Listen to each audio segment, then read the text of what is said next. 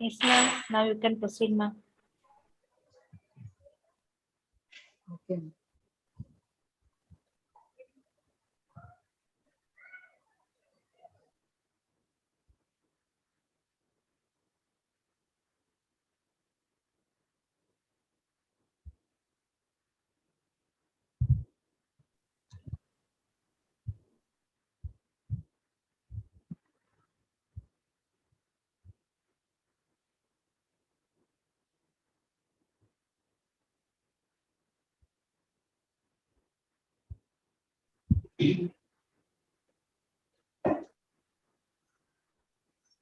Happy morning to everyone gathered here. I'm glad to welcome everyone for the third day of 5-day international conference on Contours of Literature and Language, Native American Literature, organized by the Department of English. Prayer is the breath, the watchword, the comfort, the strength, the honor of God. Let's start the session with a prayer song to seek the blessings of Almighty.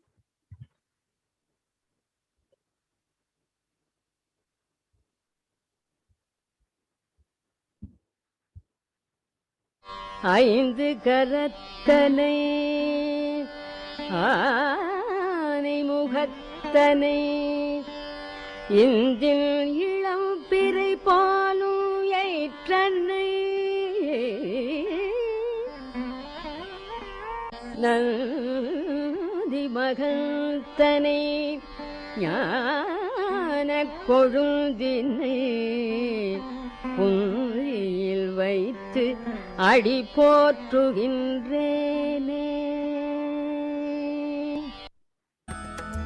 नमस्तेस्तु महामाये श्रीपीठे सुरपूजिते शङ्खचक्रगदाहस्ते Mahalakshmi नमोऽस्तुते।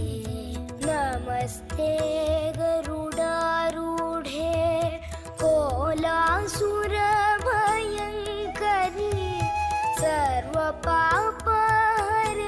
देवी महालक्ष्मी नमोऽस्तुते। सर्वज्ञे सर्ववरदे सर्वदुष्टभयङ्करी सर्वदुःखहरे देवी महालक्ष्मी नमोऽस्तुते। सिद्धिबुद्धिप्रदे देवी मुक्तिमुक्तिप्रदायिनी मन्त्रमूर्ते सदा देवी Mahalakshmi नमोऽस्तुते।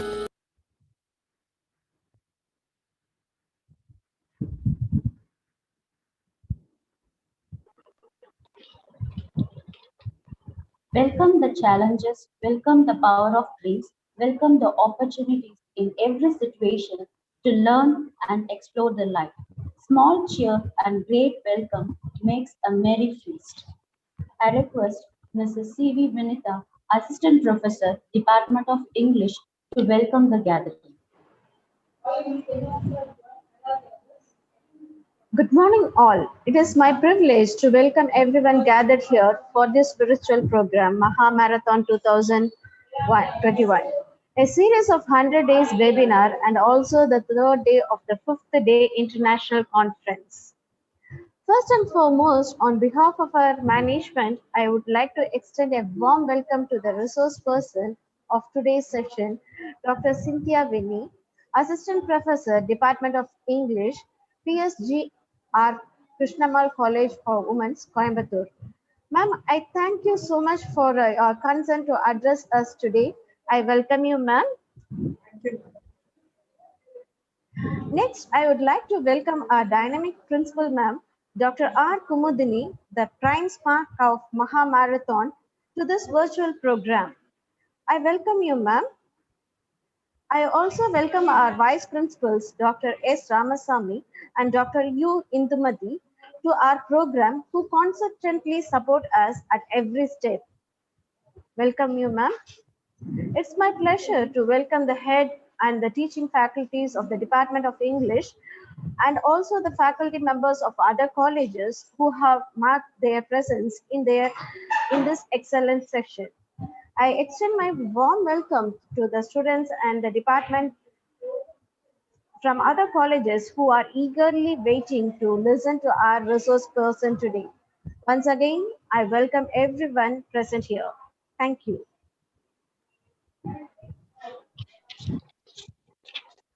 To be inspired is great, but to be an inspiration is an honor. It's important to be a person of honor than be a person with wealth.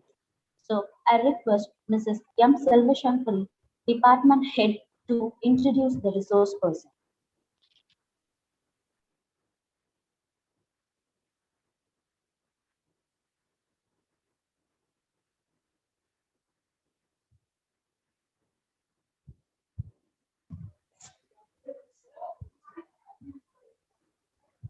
Good morning, everyone present here.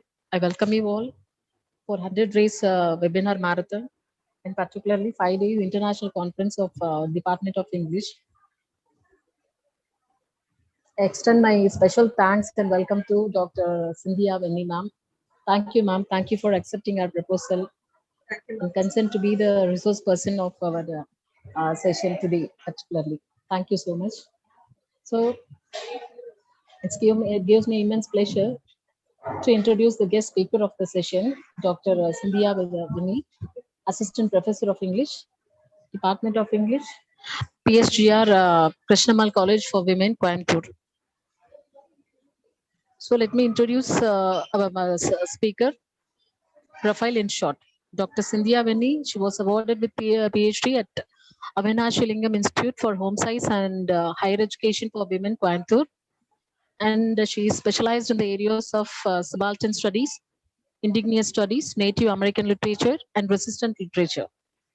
And she has published many articles in UGC journals and also in national and international conferences. And Dr. Cynthia has participated in the panel discussion on recent trends and future of higher education organized by NEETI by Mastersoft ERP Solutions. And she has marked her presence in many workshops, including Elsewhere's Researchers Academy on Campus Author Workshop. It's our privilege, ma'am, to have you for our today's session. Thank you. You may proceed with your topic, ma'am. Thank you.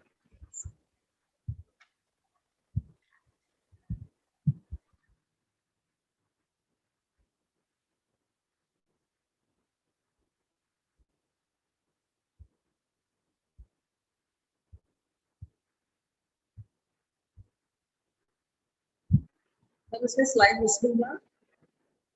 Yes, ma'am. So good morning to one and all present here online. So I thought I'll give a small gist about this so-called Native American literature. I know there are a few UG students here with us. So I thought I'll just throw a light on this Native American literature. There are many literatures out there. Probably you must have heard about this post-colonial literature, this African American literature, British literature, and American literature. So when it comes to this Native American literature, this is something that is budding and is actually really flourishing coming up. So I thought I'll give a small gist of what this Native American literature is all about and their history. Okay, so the first question here, that is, who are Native Americans? So probably you have heard the word term Red Indians quite often earlier, but you're not supposed to address them as Red Indians. So they are actually called as the first Americans, or the indigenous people, or the natives of the America. So here I've just given a few maps here. So throughout the presentation here and there, I've put some pictures for some good visuals and to understand what exactly happened. So as you can see in this left-hand side picture on the top, I've given this Asia. I hope my point is moving. So this from Asia, they all that is from people from there in thousands and thousands of years back, when they all crossed from Asia to the America, that's North America, and slowly just moved down to South America. So that is before we had this strait called this Beringia Strait. So that's how the Native Americans, they settled in the United States of all the American island itself.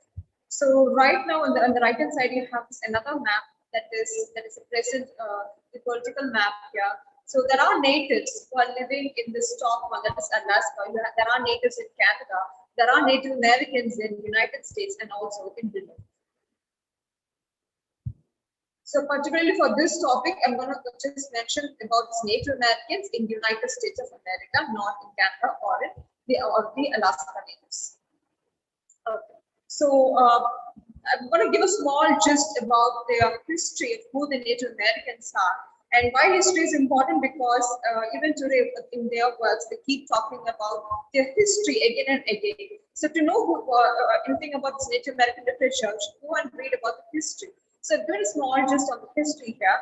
So before this European colonization, there were just numerous Native American tribes, and they were culturally different. Each tribe was culturally different from other, and they were very unique and had so many other languages.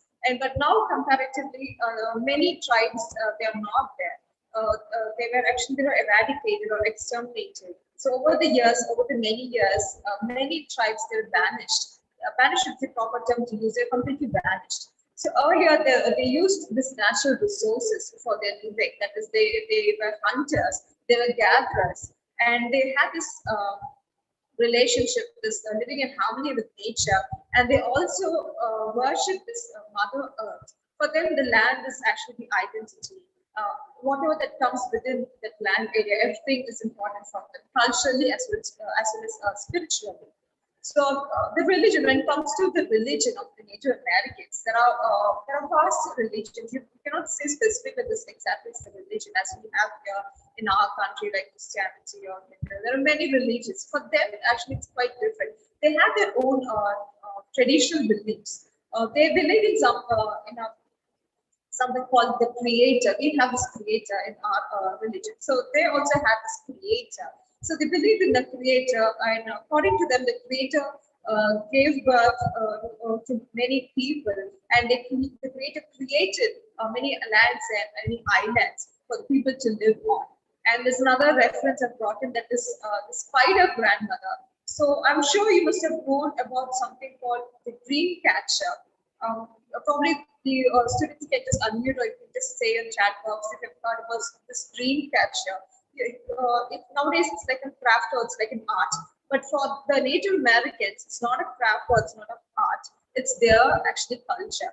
So this spider grandmother, or this supernatural being that is there, they protect the people, especially when they're sleeping. So usually this dream catcher, you're supposed to hang it over the window, so that whenever the people are sleeping, it protects them, or it protects the people who are sleeping from having any bad dreams or anything. So that is the belief of this dream catcher, and that comes from this Native American tribe. And they had this many spiritual beings, and they believed in mythical creatures. So I've just mentioned 3 creatures, not because there are more actually. I've just mentioned 3 creatures. So there's this Mishipeshu, and there's this Nanabos, and there's Wendigos. As I've given a small image on the right hand side, how a Wendigo looks like. So in our culture, we do this one small thing, that is for the children, to stop them to do, because they are not, sometimes there are children who are naughty enough, and we tell them, if you do something like this, something will go and catch you, the ghost will come and catch you, something like that. We actually tell them so that they will not do something very bad in the young age. So in the Native American tradition, they actually tell their children about the stories of this Wendigo. As you can see from the image itself, it's very scary to look at. So it actually keeps the children or these people to remind them, that there is something evil and we have to stay away from them. Okay, and then you have this oral tradition. So earlier times, the Native Americans, there is no literature or nothing, but how their culture actually survived even today. So there it comes this oral tradition, that is storytelling. So the families, they used to sit together, especially the elders of the family. They play a very important role in the survival of their culture. So earlier they used to sit together, and they tell the stories of their culture. They say the stories of the heroic past of the culture, how their tribes actually formed. They tell the stories of this Creator, spider grandmother, and other native creatures to the children. In that way, they actually see to that their culture is actually passed down to the next generation.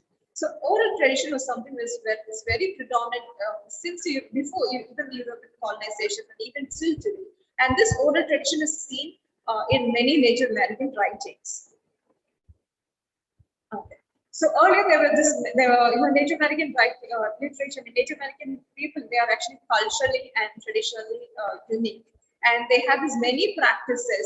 They have many their own rituals and ceremonies. I'll just mention few. That is powwows, and that's actually a dance that they do to celebrate their war and the victory of people. And there's food and the healing medicines. So these are the practices. Food, in the sense, the food that they prepared, they were different from each tribe. And they also, according to the traditional knowledge that they had, they actually prepared healing medicines for the people who are actually sick. And they also have something called love medicine, a potion. That is something magical as we think, but then for them, it comes from them culturally. They create some magical potions, and even today they do that. And their cultural and traditional beliefs differs according to each tribe. So I've mentioned few tribes here. There are many tribes in America, but these few tribes are from the United States of America and were Native American tribes. Just mention few like the Cherokee, the Chippewa, or the Navajo, the Lakota, Osage. These are the important tribes, and each community, they have their own literature. They have their own writers. So writers from Cherokee, they depict or they represent their community and what are the things that happened. That is a colonial incident that happened during the historical period, and what are the struggles that they have in current period. That is what they deal in their writing. So each tribe have their own writers, and they talk about their own community, their writings. And then comes the European invasion. So after was disrupted when we had this European invasion, and in the year 1942, Christopher Columbus, I think you shall be familiar with Christopher Columbus. So he invaded this land of America to expand this territory. So he comes from Spain actually. There's a Spanish queen, or I think it's Queen Isabella. So just to expand their territory, to look for more lands. So that's how Christopher Columbus, he reached this land of America. When he came to America, he thought it was the Indians. So that is why he called the Native Americans as Indians. That is how the word Indians came into existence to the America there. So when it was discovered, he was very surprised when in the invasion, the people invaders, they were very surprised to find inhabitants in the land of America. And they knew they were culturally different.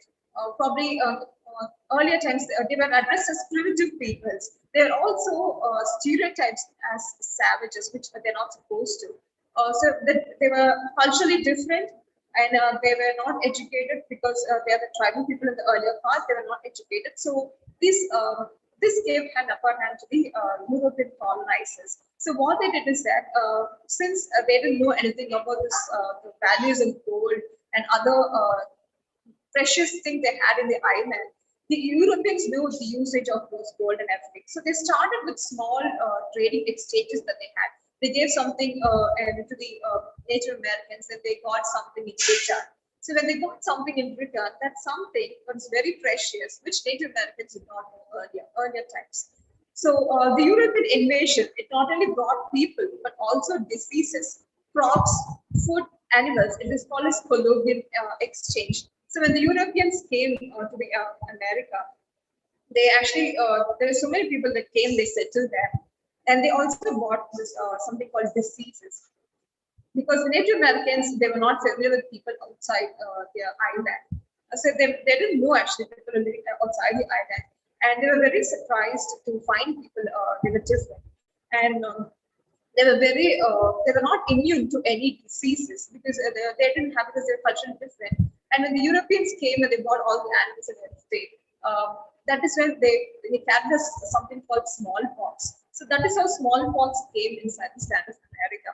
And crops. This Europeans when they came, or the settlers when they came inside, they introduced new crops, and they introduced new types of food, and they also introduced certain animals, and so on. So this is called the Colombian Exchange, and this created a very major impact the Native Americans or the indigenous people of America itself.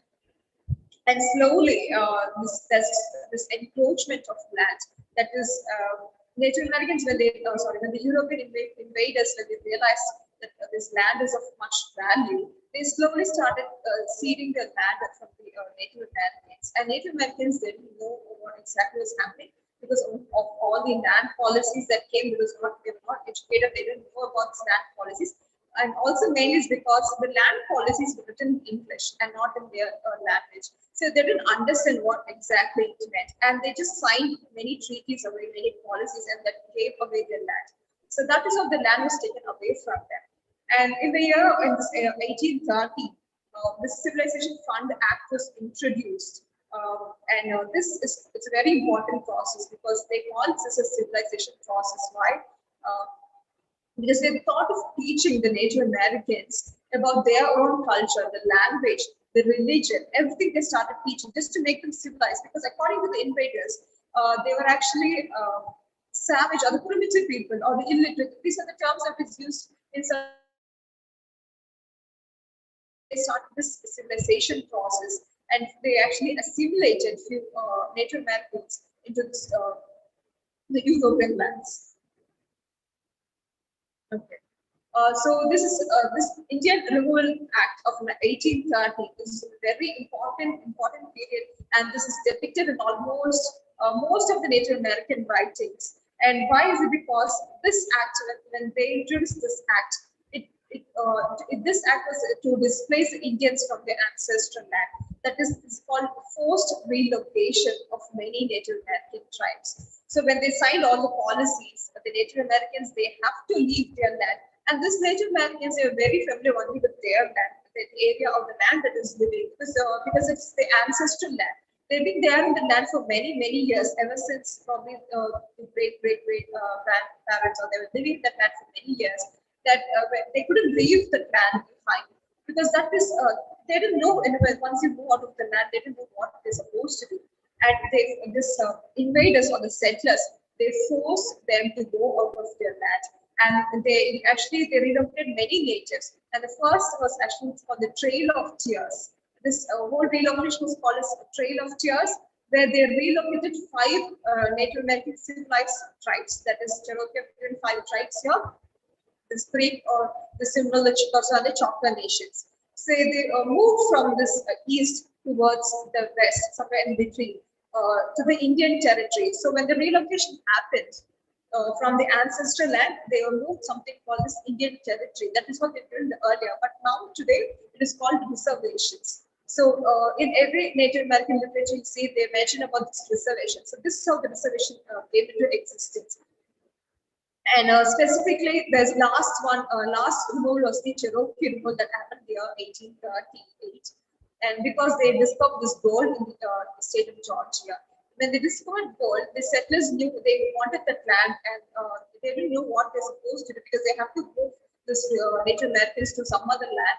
And this Cherokee removal, I think this Tiny Lens, there's another famous fighter where her novel is actually titled as Pushing the Bear, a novel of Trail of Tears, where she talks about, it's a recount of the Trail of Tears. So how exactly it's happened in history, she brought in the same thing in her novel, except for the characters. 1 or 2 characters, they were based on the real life characters, but there are many characters. When I was very lucky enough to message this author, Nancy, and she said her novel that is Pushing the Bear, it carries the multiple voice of the natives, that is the Cherokees, who actually who underwent the Trail of Tears. So in her novel, this particular novel, it's actually there are multiple narrators in that particular novel, and it talks about how the Native Americans, they have to forcefully remove from their house, and they have to walk a long 2,000-mile walk from Georgia to Oklahoma. So that's a long way, and they didn't have any vehicles like now we have like that. So you have to walk all the way, and many people, they died along the way. Thousands and thousands have died along the way, including children and even the babies that they died along the way. So this removal act, it caused, they had this loss of sense, because there was this loss of ancestral land, there was this loss of family, and it had this genocide because they were relocated. Since many died along their way, they had this loss of family because they didn't have anybody along with them. And when they finally reached this Indian territory, there was nobody with them. So that is why they were psychologically affected. And this genocide, that is this mass killing that happened because of this relocation. And during that Trail of Tears, and ever since that European, when they came into this land of America, the only thing they did is actually this cultural genocide. That is, they assimilated the many Native Americans into the white man's world. So there were certain instances where how they also introduced this Christianity, that is the Western religion, to the Native Americans, because Native Americans, they didn't know anything about this Western religion or Christianity. They didn't know there's something called Christianity, and they didn't even know this God and the Lord of the Christian religion. So they didn't know when these Christian missionaries, when they're talking about their own God, they didn't know what exactly to believe. So at that point, there was some loss of religion they had, and the practices that they're doing, they were not allowed to do certain practices. So there comes this cultural genocide. And also because of this relocation, because of the new people inside the land of America, there was this ecological instability. Because when this Westerners, when they came inside this America, they drilled the land for many precious things like gold, and especially oil. They drilled for oil, land for oil, and they constructed dams. All these caused the ecological instability. Okay, I just give a small picture. This is a animated picture, right? But just to show like how the Native Americans were literally dragged out of the house. And this picture, it's there. It's not there, but it's descripted in the Pushing the West, this Tale of Tears novel, to show how the Native Americans were dragged by the soldiers along their way, and they didn't know what to take because they didn't have time. Suddenly, they just came, soldiers, they just appeared at each houses, and they just asked them to leave. They had to leave everything behind. And there was this one character in Pushing the Bear, she has to run back to her house to take few things. And when she came inside the house, she saw the white people sitting in her house, on her table, and she was very angry. She said, "This is my house." So she asked them to leave. She resisted at that point, but then she failed. She was again dragged out of the house. So this image, it has a lot of meaning. Okay, so this is actually a real image that I was able to get. That depicts how the Native Americans, they were relocated, what happened along the trail. So this is how it looked, and probably on the right hand side, left hand side, you can see the foreigner, the white man, who actually was there along with them. So these people, they had to walk along with it. There were few paths to carry certain people, probably who were sick or old, but then many they only walked, except for the soldiers. They had their horses to travel along the way. So I just want to give a small map of the United States of America. That is today's map, and this is actually the Native American reservations that are there in the United States. So this all names that I mentioned, they all are the Native American tribes that are there in today's United States of America. Probably later you can just take a look. It's there in the Google itself to know more the communities that are still are there in the America. So today's America is not. It's actually it's a mixed people. Actually, they are the settlers and there are Native Americans. There are so many people in the land of America. So here comes the Native American literature. I will give it a small gist of this history of the Native Americans. I hope we have an idea of who the Native Americans are. So this Native American literature, it began as an oral literature, like I've mentioned before. It's about the storytelling. So that storytelling itself, the oral tradition of storytelling itself, falls under the Native American literature because earlier, because they didn't have this written documenting sources or materials that they are having today, they passed on their culture, everything through storytelling. So that is how it started, the Native American literature. And later came the written literature. When nowadays, because of the written literature, they were able to jot down all the historical events that happened earlier. So the oral tradition storytelling, they talk about the heroic tales of each community's got their own heroic tales, and that is very important because that gives them the identity. And they talk about the stories of their cultural past, and that thereby they're trying to bring this younger generation into the community because into Native Americans are getting assimilated into the white man's world. Mainly because of this, one is because of this influence of the Western influence, because nowadays it's all about the influence. They look at something and we try to imitate them.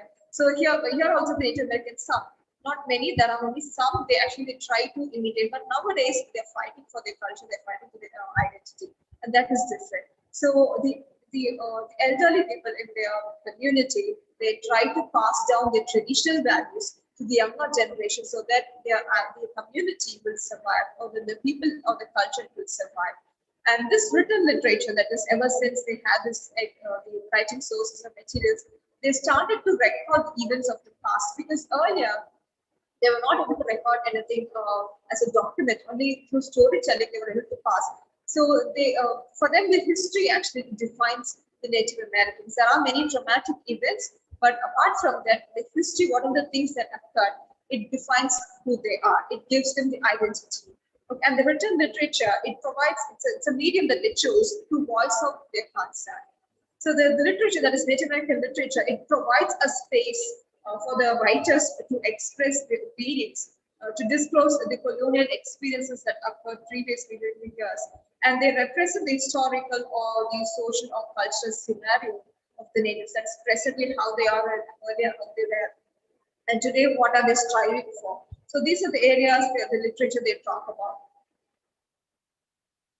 Okay. Native American literature, they also celebrate the survival of the Native American myths, culture, language, and people, despite the settlers' attempt to destroy the lands and their community. This is very important point, because throughout the Native American literature, they talk about this. They talk about how this despite the settlers' attempt, that is after this forced assimilation, this forced relocation, there were Christian missionaries who forced the native children to go and study in boarding of this Western religion. They forced them to, because probably if you have a general idea from Native Americans, where they used to have long hair, they used to braid their hair. So when they went, all the children, when they went to this boarding school, the people, they had in this boarding school, they made them to wear the Western dresses. They chopped off their hair and they made them to read Bible. They made them to pray to this Western religion, and they made them to ignore the Native American religion. So this is what caused this cultural genocide. And Native Americans writers today, they talk about this in their literature, and they celebrate how, despite all those attempts by the settlers, today they're still thriving well. And the Native American myths that was supposed to vanish long back, today they're still there. The culture is still there, and the language, they have the various languages, they have different languages. Each community has got their own language, and their language is still surviving today. It's because of the elders' effort that they put in teaching the younger generation to learn their language and their culture. And in this authors, they depict the relationship between the natives and the settlers. So this is actually, they either talk about the relationship they had previously during the European colonization, and today they also mention about how today they are living along with the settlers, and what are the things or what are the struggles they are undergoing, or how they are living in harmony with the settlers, that is the non-natives. And they also emphasize on this tribal unity. And they also concentrate on retaining the cultural identity. So they actually emphasize on this tribal unity, that is unity within the community, and the unity among one community and the other community. And they talk about how they want to have this good relationship with the non-natives as well. And they emphasize on retaining their cultural identity, because the identity is something very important for all of us here. We come from our country, because our country, it's a diverse country, because they have their own religion. Every state is born their own religion, and they have their own language and practices. So that actually gives you identity. So if you don't practice the same thing, and if I go and adopt somebody else's cultural practices, that will not give me my identity. I am who I am. So the Native American writers address the readers, or the natives in general, to retain their cultural identity. There's one writer called Louise Everett. She in her writings, there's one beautiful character. There's one Fleur Pillager, And there's one another character, she's juxtaposed with the character with the pollen. So there are two female characters. She tells how each of the characters represent each. That is, Fleur stands for native, and the pollen she stands for Western community. And there she shows how Fleur, who actually hold on to a native identity, is able to thrive well. And however, this pollen who wanted to assimilate into the white man's world, she adopted the Christianity, and she went and she wanted to become a Westerner. Then she's not a Westerner, by blood she's a native. She actually perished in the end.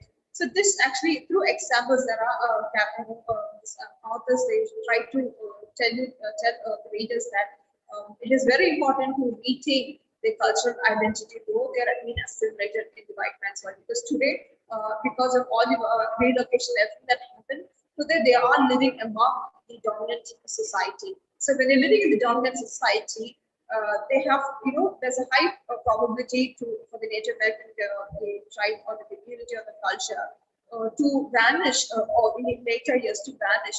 So in order to stop the vanishing happening, they actually trying to create some events, and they're trying to teach people about this culture and everything, so that the Native American itself will thrive and survive.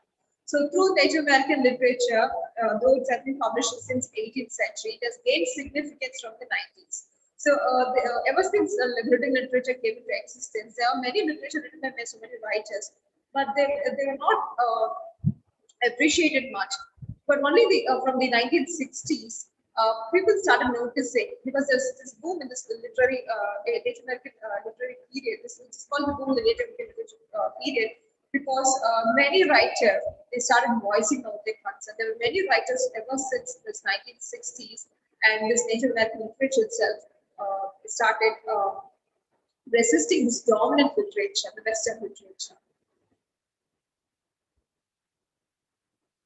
So ever since this Native American Renaissance started, that is after this 1960s period, it's a term coined by Kenneth Lincoln in his book Native American Renaissance. He is the one who coined this term, and this period is very important because it showed the boom in the Native American writings. And here comes a few characteristics during this period, why this period is very famous. That is, the writers, they reclaimed the heritage through the literary writings, or to the literary expressions. That is what they addressed in their writings during this 1960s, ever since then. And the discovery and the revaluation of earlier texts by the Native American authors. So the Native American authors, they started talking about what happened earlier, was expressed by other writers earlier. So they talk about that. Even today they talk about that. And they renewal of interest in the customary tribal artistic expression. That is, they talked about their mythology, they talked about their ritual, they talked about this oral tradition and how it serves an important purpose in Native American canon of literature. So I've just given few prominent writers and their notable works, not many, just few from the United States alone, or from other part of the America, that is N. Scott Mommodys. So ever since this the Native Renaissance happened, he was addressed as a prominent person, and why it's happened because of his work, that is House Made of God. This gained a big significance, or this gained popularity among the Native American literature, and this work gained more attention because he focused on bringing the issues faced by the natives during the immigration, and he talked about this border crossing that led to further dissociation with the tribe. So ever since this colonization happened, ever since European invaders, these Native Americans, who were very in harmony with their land and everything, they started having this loss of sense, because when they moved to the new land, they were not familiar with the land.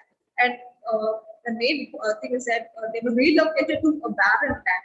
So when they relocated to the barren land, and the cultivation is not possible at all, still they use the traditional methods to cultivate the lands, but then they're not able to have this a spiritual connection with the land, because it was not their ancestral land. But still, with their traditional knowledge, with their cultural knowledge, they actually somehow managed to improve the quality of the land, so that they can thrive in the new land. So that new land is actually the reservation that we are actually living today. And there are many lives of the natives in this. So this Mohammed addresses the lives of the natives living in the reservation and outside the reservation among the mainstream society. Ever since, again, I keep talking about relocation because in literature, the relocations where everything happened. It started because of that. Like all the genocide and cultural genocide started because of that.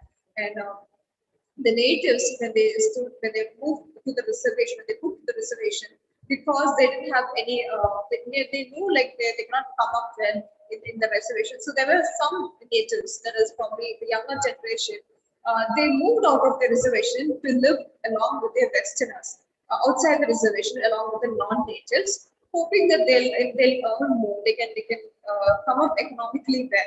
So they moved out of the reservation. Some of the characters, they moved out of the reservation, hoping to live along with the white man's world. But then they were not able to because, as you can see in this Louis Edish's novel, that is Love Nets, and there's a character Jew who actually go outside of reservation, and but still she's not able to thrive well. So that the characters, they come back to the reservation hoping that because they're not accepted by the white man's world.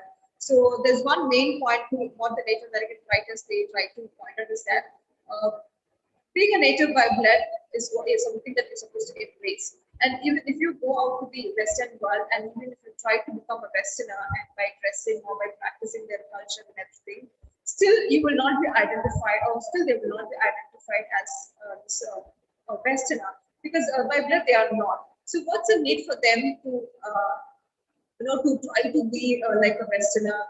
There are some characters who in the novel they've been addressed like that to show how they failed because of their this adoption, because they rather than they adapt to the white man's world, they adopted the Western religion. When they adopt it, that's where the failure happens. Adapting its quality is different, but when they adopt it, it's different. So the Native Americans, when they moved out of the reservation, they were not recognized by the white people or the non-natives. So they had to move in and out of the community. And the people in the reservation also did not respect the natives who actually went out of the reservation, who ignored their identity and who went to live along with the settlers. So this is something that is addressed by Mohammed. Not just Mohammed, but almost all writers, they address this, that is going in and out of reservation, and what the struggles they face outside the reservation, and why they had to come back to the reservation. Because main reason is because they wanted this sense of place. They wanted to know where they belong. So that is why they go in and out of the reservation. And that is beautifully brought up by Scott Mohammed. And this, because of this work, because of these focus, it gained a significant attention. This Native American bridge itself gained significant attention. And there's another character that is Leslie Mohammed Silko, who also is very important. And these two, that is Mohammed and Leslie Mohammed Silko, they fall under this Native American Renaissance period. Both of them, they've given more contribution to this Native American literature. And she was born in New Mexico. This Mohammed is of Kiowa descent. He is of different tribe. And Leslie Mohammed Silko is also of different tribe. She's of this Laguna Pablo Indian. And she's a mixed blood. So another main point, all these characteristics are there in this Native American literature, that is mixed blood. So today, in today's world, they talk about this blood quantum. That is, how much of you is Native American? By asking that question itself is actually they find it offensive, because for them they cannot be judged by saying like I'm 1/8. She here, that is Leslie Mohammed Silko, she's 1/12 of the Cuba, and she's of mixed blood. This mixed blood happens because of the intermarriages that have occurred. That is marriage between a native and a marriage between a Westerner. And this is also another important factor. Why? Because the Westerners, when they came into this, when they invaded this Native American land, they knew this many Native American people, or the women, especially the men, they had this land, they had their own properties. So in order to get the properties, what earlier the Westerners did is that they actually married the native women. By marrying the native women, they were able to take the land or the properties that is held by this native women. So that's how the Westerners, some of the Westerners, not many, some of the Westerners, they became rich. And this is also mentioned by Linda Hogan in Brain Out in the Words. Many writers they mentioned how women was given away, how the women were given away to the settlers. So that is how mixed blood came. Like when the native got married to the Westerner and their children are the offspring, they became the mixed blood. And the generation wise in the mixed blood when they continues. So that's when they brought in this blood wanted. That is how much of you are you native is 1/12. And this Louis Edric, she's 3/8 of Chippewa tribe, and this Leslie Marvin Silko, she's 1/12 of Laguna Pueblo, and she's a mixed identity. She's both native as well as Mexican. So in her works, she talks about this how because of her mixed identity, she was not able to hold on to God when she was young. Not just she, many writers or many Native American itself, because of this dual identity they had in their life, they didn't know which one to follow. They didn't know whether to follow the Western religion that was there from the patriarchal side or the matriarchal side. They didn't know which one to follow. So they struggled in between. And finally, there are many people who actually they hold on to the native identity. They believe they knew, they realize that is who they are. So once this writers still go, there are many writers who are like that, who are already one of its native tradition. And this Louis Edric is also one such writer. They are all enrolled member of the community. They're supposed to enroll themselves in the community, and that itself offends them, because why do I have to go and tell people that I'm native, and why do they have to judge me by the blood wanted? That is something the writer or many people they struggle. And in her writing, the Silko, she heard many stories from her grandmother, and that is how she came to know about her own culture. So finally, she was able to find her place in the community, the Native American community, and she learned about this community's past beliefs, whatever things that happened, and she was able to find this attachment with their community because of the grandmother. And this is evident in one of Louis Edris's novel, that is Tracks, and where she talks about how she brings in two characters. One is Nanakush and one is Lulu, the small young girl. And she doesn't, because her mother is going in and out of the city, she doesn't know which one to follow, which community to follow. And this Nanakush, who's like an active father there, he tells the stories of the community, hoping that she'd stay within the community. So by teaching the younger generation the native culture, they wanted to keep the culture alive. So this is evident in almost all the Native American works. And when Silko learned about her own community, and through the connection, she was able to bring out that connection in her works. And she expressed how this mixed identity unraveled the Native American community. And she emphasizes on the continuation of the tribal story to bring the natives closer to the heritage. So just like how, what are her experience, her personal experience, and what are the things that she underwent, she brought all these things in her writings. She expressed how this mixed identity in all the Native Americans, what are the struggles they have to undergo because of the mixed identity. And she also emphasizes on the need of this continuation of the tribal stories, because the tribal story, they have to continue for this Native American community itself to continue. So by talking about the community, by talking about the story, it will bring closer to the heritage. For example, let's talk about us itself. Probably, our grandmother must have told stories about our parents. They'll tell you what happened when our mother or a father, when they were young, what are the things they did. When they're talking about the parents, what happened, it will somehow bring one person at least closer. Their parents, they definitely will be closer to the parents, but then by knowing about your mother's past, you feel better. You know that you belong where you are. So here, by talking about the stories of the culture, the natives, they were able to have this close connection with their heritage and their community. So I've just mentioned two of her famous works, that is Ceremony and the Almanac of the Dead, where again she talks about the importance of culture and identity for the Native Americans and why they have the need for survival there for the Native American tribe itself. Another writer, famous writer, that's Gerald Weisner. Gerald Weisner is not only a writer but also a critic. So he is of this Anishinaabe community, and he is from this Minnesota Chippewa tribe of this White Earth Reservation. Since there are many reservations, for example, let's take this Anishinaabe itself, it's a community, or you have one particular community, but then that community will be there here and there, not in one particular place. So they'll be there probably in one part of the reservation in one state, they'll be there in some other state, another reservation. So this reservation, they have their own names. So he is of this white earth reservation.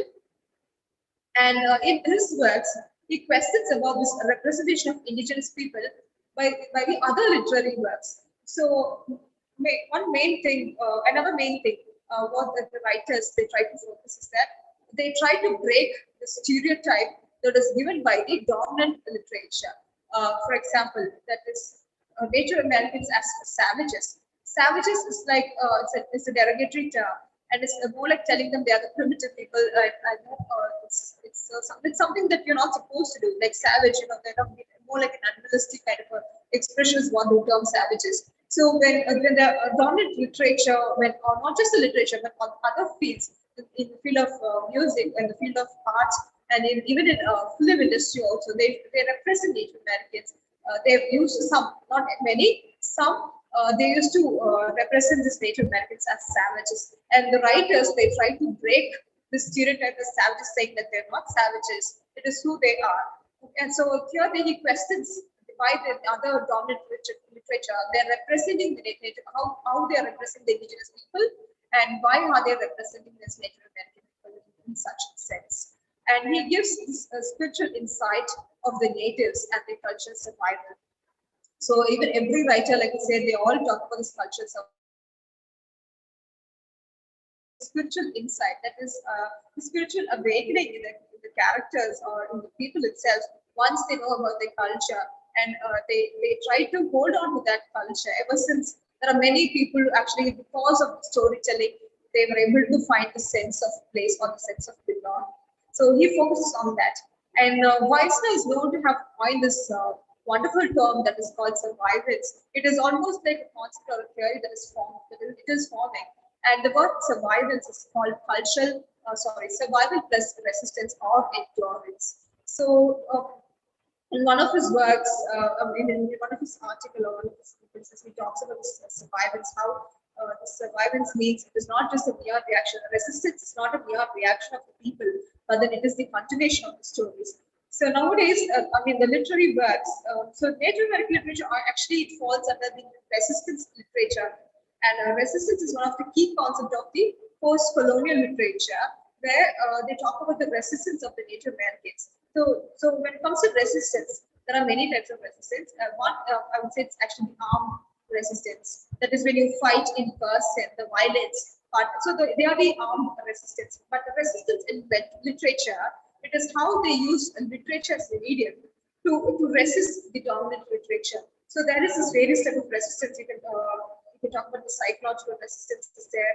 You can talk about the cultural resistance or ecological resistance. And you can show in the cultural resistance, you can use survivance, survivance to bring on how through resistance the culture itself, it's thrived, it's survived and continued to the present, and how it's continuing in the it will continue in the future. So you can use the survivance as a concept or a theory when if you're going to work on any research paper. So this might give you an hand. So another writer is Joy Hakshaw. She's a member of Creek and Nation. She's a poet, she's a playwright. She's also a musician. She's a famous writer, and she talks about the same way how the other writers talk about this importance of culture, and she also talks about nature. She talks about nature in her poems. Her poems are really good. You have to read the poems to know what exactly she's talking about. She talks about her own community there. And another writer is Diane Clancy. I think I've mentioned this one, Pushing to Her before. So Diane Clancy is of Cherokee descent. And she's also an enrolled member. So many writers, they are the enrolled member of their own community. And I've just brought one wonderful quote that I can find, and I thought I'll just put it here to read it out. So she says that any culture that has undergone assimilation is not happy. Imagine a foreign country imposing itself over your, suddenly having to follow their custom without understanding why. So this was actually something you can call as a colonial experience. Why? Because ever since these invaders came, they didn't know exactly what to follow, and they were forced to adopt this Western religion, Western religion, and they were not allowed to speak their own language. And they didn't understand why they have to follow suddenly, especially the children when they put in the boarding school. They were extremely forced to follow this white man's religion and other culture. They were asked to wear certain Western dresses, and they were not allowed to pray or even talk in their own language. This is evident in Linda Hogan's work, Mean Spirit, where this young girl, she goes into the boarding school and she actually resists. She's a wonderful girl where she resists, as a little girl, she resists the nuns that are there in the boarding school, and she says, I will speak in this. And every now and then she talks about her own language, and she will continue her own practice. She literally dresses. She will not wear the dress given by the people there in the boarding school. So that is another way of showing resistance. So there are many instances in the novel, or many even today there are many things that are happening where they're not allowed to do certain things. So this is one such important point I thought I'd just note it down. And her main prominent work is actually Pushing the Bear. It is about this kind of trail of tears that I mentioned before. Literally how she talks about each character, what are the things they undergo to get there, especially the psychological aspect in that novel is very beautiful.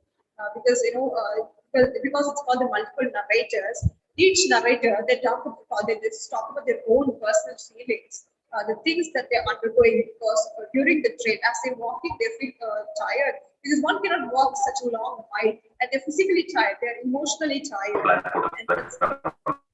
but still how they continue to thrive. That is how it's shown this novel, Pushing the Bear. Another writer is actually Linda Hogan. She's from a Chickasaw community, and this writer is mainly, she focuses mainly on how natives are living in harmony with nature. The works such as Mean Spirit, Solar Songs, another People of the Rain, she talks about how the Native Americans of her community, how they are using this natural resources, how they're striving to have this spiritual connection with the land, especially the reservation land, because they've been already allotted in that land, and somehow they have to find the sense of belonging. So they, the characters there, they respect their land, they respect all the animals that are there in their land. Okay. So I thought I'll just give a small gist about the characteristics or the themes that's been dealt by the Native American authors.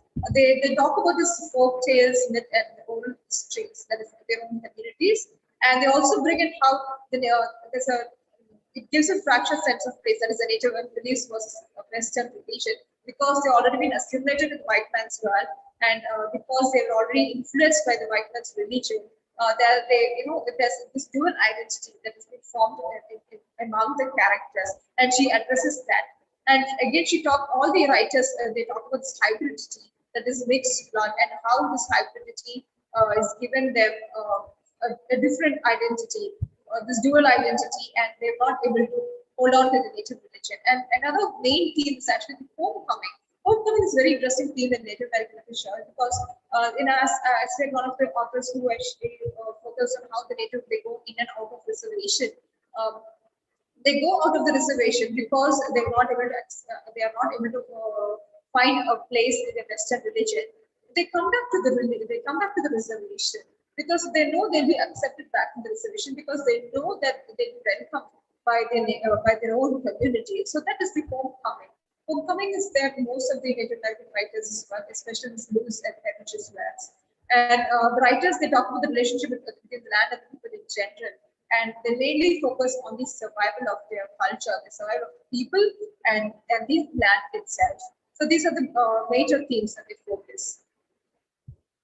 Okay, so what do Native American writers imply through their writings? So the writers, they talk about this survival. And what survival is that they do talk about this normal survival, that means that is one surviving the next day and you just live through the next day. That survival is there, because without people, there won't be any community. So the writers, they talk about the survival, but then mainly they focus on the ethnic survival. So the identity is very important there for them. So without identity, without the cultural identity, by calling them as a native, there's no use. So the writer implies on the need of preserving their culture for this ethnic survival. And they also imply on fostering this native identity through the cultural and spiritual beliefs, with through what they've heard through storytelling. And this will aid in the continuance of the Native American heritage throughout the generation, and even in the future, it will survive. And the writers, they also imply the need of the sustainable development of the community, that is meaning of the ecological development of the community, because they've been already assimilated into this barren land where they are struggling to find a living. They're struggling to find, to thrive well economically. So they use the native land as a resource for their subsistence. And through that, they try to bring up the community to sustain themselves, to sustain the ecology, to sustain the overall nature that the tribe is in general, indigenous tribe. So I've just given some scope for research in Native American literature. What are the things that you can do? So you can work on this resistance and resilience in Native American writings. That is how they are resisting and how the Native Americans are resilient enough to use such resistance theory to bring out that. And you can do a study on select Native American writers that is given to writers. You can choose any one of the writers there, and you can compare what they worked on, and you can bring in their subject of concern to show how one writer is writing about one concern, and how the other writer is talking about the same concern. You can write about that, and you can also bring in the comparative study between the Native American literature and other indigenous literature. That is, like I said before, Native Americans. There are indigenous people around the world. There are indigenous in the Australia. There are indigenous in Canada. So there are many indigenous people around the world, and you can bring in the comparison how one indigenous tribe is different from the other, and how the writings are different, or how the writings are similar, and what exactly are they implied to their writings. And you can also bring in a feministic approach to the Native American writings to explore their gender roles in rebuilding the community. So the Native Americans, even today, they are still trying to rebuild the community more and more, so that they can be a part of the mainstream community. There are many events that are happening in today's world. There's one issue, that is the pipeline issue, is a common issue that is actually going on right now. So the writers, the writers such as Linda Homer has already addressed the pipeline issues. Because of this ecological disruption, how the people are actually suffering. And even today, they are actually suffering because of the pipeline issues. Because the pipeline that is issue that's going on right now, it is because they're trying to put a pipeline in the ancestral land. For them, the land is actually a sacred, very sacred. So they are fighting for it. Even today, they are fighting for that. So you can bring how the Native Americans, that is both women and men, how are they trying to rebuild the community for that. Okay, so I thought I'll just give a small quote, because I was talking with Led Quantum and how much of you are native. So there's one famous quote where Native Americans are trying to point out, that is, I am an Indian. Even if you have one drop of Indian blood in your veins, then you are Indian. So they're trying to be proud of being an Indian. They wanted to address this. That is, they don't want them to be addressed by, or they don't want to be represented or judged by this lead quantum that they had. It's because you're just 1%, 1/8 of the chipper, that doesn't make you the native. That is something they don't want. Even if you have one drop of lead in your veins, they are native. So I like another cartoonistic picture to this, because this picture, when I saw it, it says something very important. I hope this picture is clear, because you cannot see what if you're putting anything in the chat box. Probably you can just type in the chat box what exactly can you identify from this small picture. Something very important they're trying to show in this picture. It's just an unmeaningful picture. Please unmute yourself if you're just talking, because you can see in the chat box.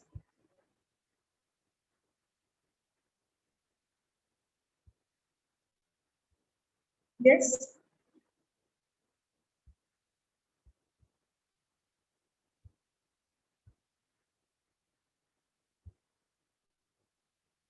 Okay. So actually here, you can see there are Native Americans, the feathers, the one with the feathers and everything. And they also, there are this hue with the dress, you can find the difference. There are white people and the Native Americans put together. That is because the writers, not just writers, even the people are striving hard to live in harmony with the dominant society people. So the writers, they keep on addressing the same thing. That is to strike a balance between both worlds, both the native as well as the Western. So I thought this image might tell something. And I've also included an Instagram handle where you can learn more about this indigenous literature or the things that are current events that are happening even today. Is it visible now? Is it visible? Yes, ma'am. All right. So probably can just take a note. Students, if they're there, they can just take a note if you're using this Instagram. There are also website pages. There's Indian Country Today. It's about this news where they talk about the current events that are happening in today's world, the issues or the whatever things that are happening. They keep on updating here. There's those Instagram pages where you can learn more about this native method itself.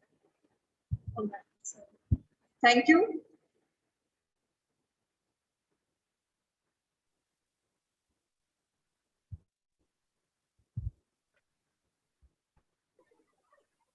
Thank you, ma'am. Thank you. Ma'am. If you have any questions, anything, please feel free to chat box.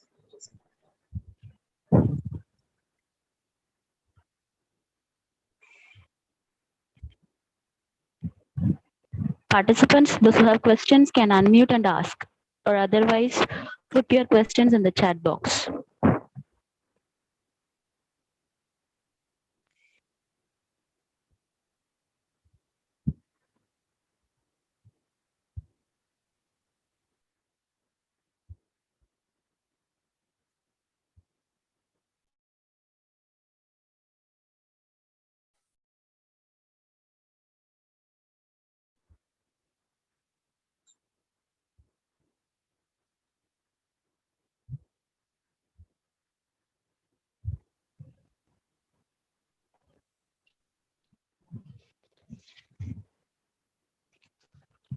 I request all participants to switch on your camera to take a virtual photograph.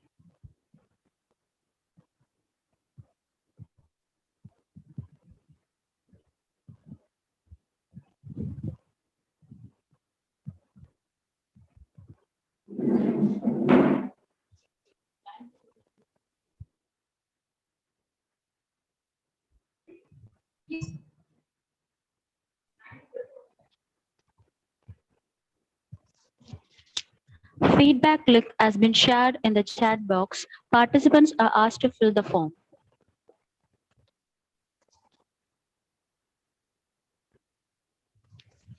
Appreciation can change a day, even change a life. Your willingness into words is all that is very necessary. I request Ms. K. Kalayamuda, Assistant Professor, Department of English, to deliver the vote of thanks.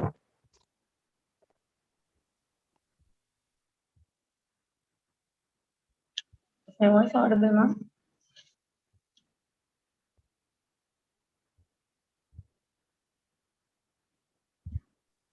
Yes, ma'am. A warm afternoon to all the wonderful souls present here. On behalf of the Department of English, I feel happy to propose the vote of thanks and acknowledge the contribution of those who worked hard in making the third day of the International Conference, Contours of Literature and Language, organized by the Department of English as the part of the MAHAWEBINAR Marathon 2021 a grand success.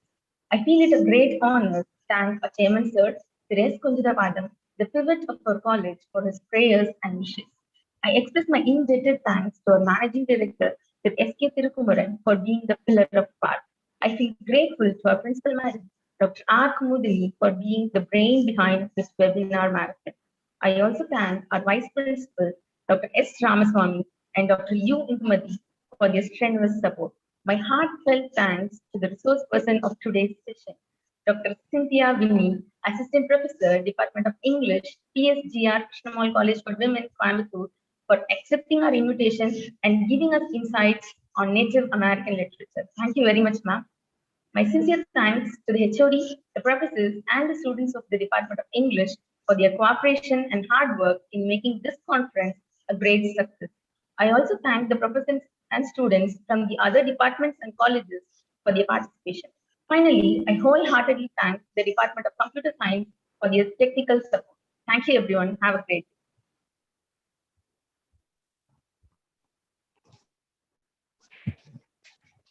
day. Thank you, ma'am.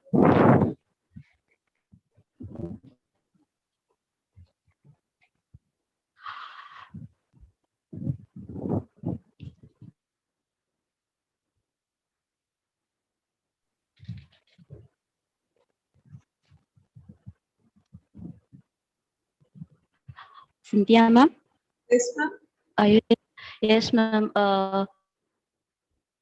Really, your presentation marks a sign of signature in our minds, ma'am. It gives a brief outline of Native American history and the literature, how Americans have changed over the time, and how they are all connected to that, and like what a literary development takes place in America. No, like we recollected all the points through your presentation. Thank you, ma'am. Thank you so much. Thank you for having me, ma'am. Thank you, thank you, head of the department, other professors, for this invitation. Thank you so much. Thank you, ma'am. Thanks a lot.